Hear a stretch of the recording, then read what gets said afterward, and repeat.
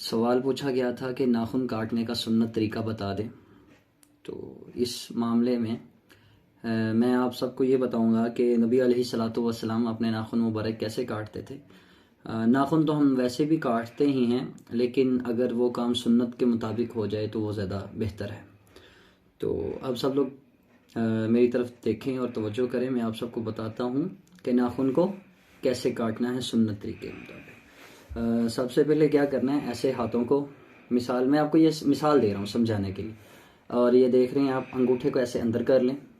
سب سے پہلے اس انگلی کے ناخن کاٹیں، اس کے کاٹیں، پھر اس کے، پھر اس کے، پھر اس کے، پھر اس کے، پھر اس کے، پھر اس کے، پھر اس کے. یہ طریقہ کار ہے. پھر آخر میں اس کے کاٹیں. دوبارہ سمجھیں اس بات کو. سب سے پہلے انگوٹھے کو ایسے اندر کر لیں. یہ ہاتھ کو دیکھیں جیسے دعا کرتے ہیں، ایسے ہاتھ کر لیں. جس کو بھول جائے میں اس کو لیے مثال دے کے سمجھا رہا ہوں.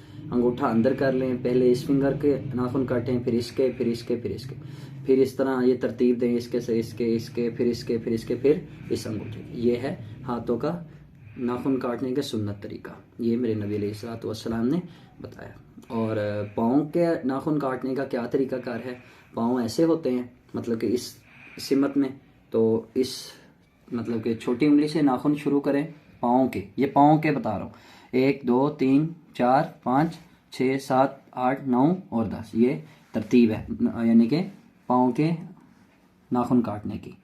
سمجھ آ گئی. اور سوال ہے کہ کس دن ناخن نہیں کاٹنے چاہیے.